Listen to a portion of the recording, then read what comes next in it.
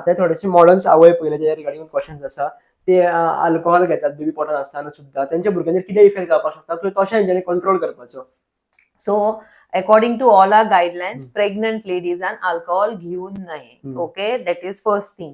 After pregnancy, delivery जातकीर सुद्धा breastfeeding mother and as much as possible alcohol घेऊ नये. आणि जर घेतात जाल्यार ते एक स्पेसिफिक टाइम ड्युरेशन असता त्याच्या पयलीं घेवप. सगळ्यात बेस्ट म्हणल्यार पयलीं 6 महिने घेऊ नका.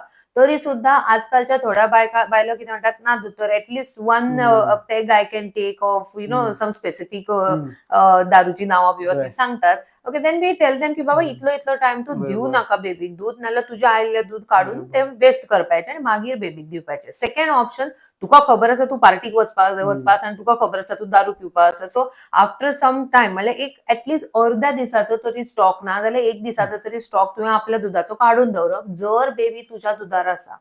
ओके, सो अशा टायपाचे mothers who are already having outside म्हणल्यार हार्ड ड्रिंक्स बी घेवपा पळयतात ती त्यांची भुरगीं भरपूर करून आउटसाइड मिल्काचेर सुद्धा असतात. मागीर they give outside milk. But जर कोणें तरी एक्सक्लुझिव्ह ब्रेस्ट फिडिंग करता आणि तरी सुद्धा तिका पिवपाक जाय जाल्यार जशें हांवें सांगलें पयलींच काडून दवर आणि तें दूध बेबीक दी. आणि दारू पिवन जाल्यार मागीर जें दूध आसता ना तें वगडोवपाक लागता फॉर एटलीस्ट 1 डे.